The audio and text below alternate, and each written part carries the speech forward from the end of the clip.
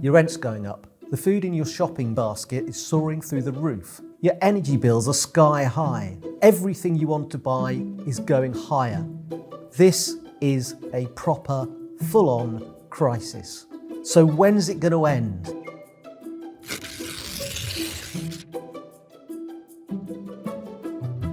My name is James Moore.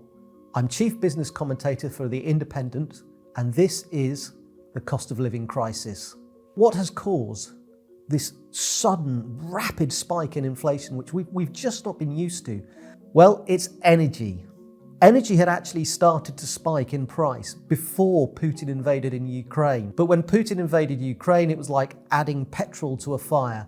Energy prices shot up around the world, and that put a big driver for inflation because everyone uses energy, everyone needs energy. We need energy to keep our houses warm in the winter. Businesses use energy to keep their premises. We don't have enough capacity of our own as yet, so energy got the ball rolling. And because energy increased everyone's costs, they reacted by putting prices up. But it's not just energy. Food is another big component. The war in Ukraine pushed the cost of food up. It squelched the supply of grain. Brexit has added costs because we import a lot of food. Before, you could just get a lorry, fill it up with Spanish fruit and veg, truck it up, take it on a ferry, and it ends up at Tesco. Now you've got checks, you've got fees, you've got forms that have to be filled in. This adds to costs, and these are only going to get worse. All this is added in to make food very much more expensive. So the last thing we need to look at is pay rises and greedflation. The Bank of England has not covered itself in glory with what it's been telling people about pay rises, because the governor of the Bank of England earns close to £500,000 a year.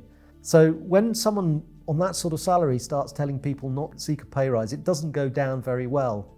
The reason they say that is because they're afraid of a wage price spiral. And what a wage price spiral is when companies wage wages, so they raise their prices. So inflation goes up, people ask for more wages, companies give them more wages, they increase their prices, inflation goes up, people ask for more wages. This is what used to happen in the 70s.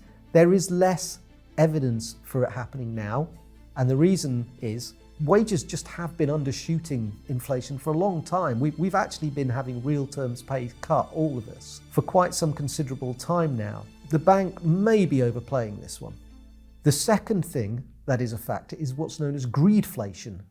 Now, this is altogether more cynical, and greedflation is when companies think, ooh, people are getting used to prices going up.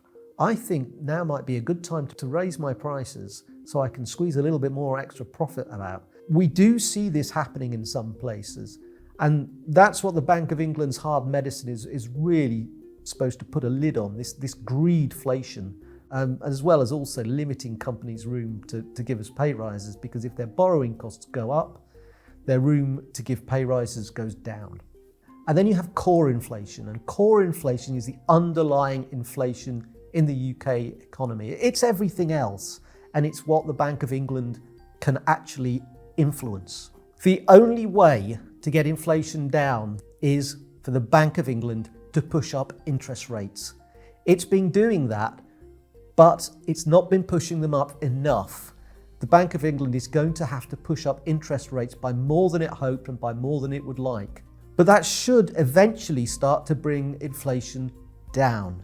And the aiming of increasing the cost of credit is to damp down demand. So let's take an example. Your mortgage rates go up.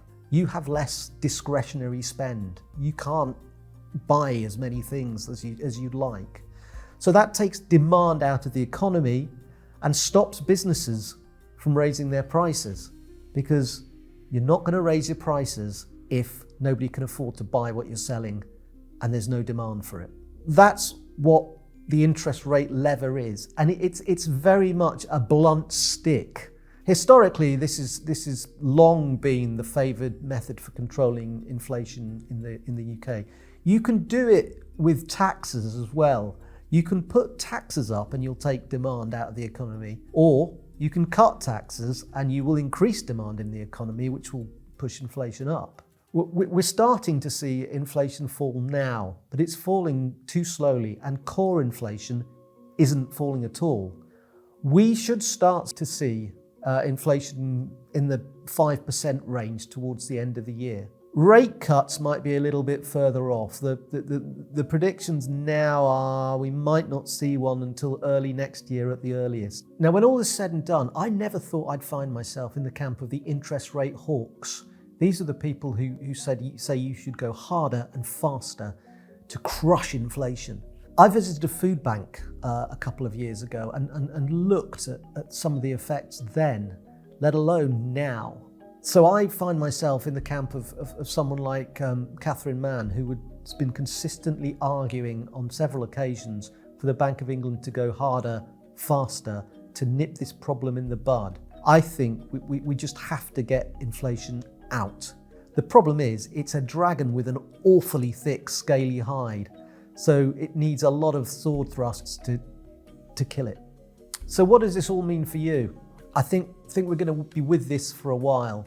This is not going to be a terribly cheerful year. Next year might be better. Here's hoping.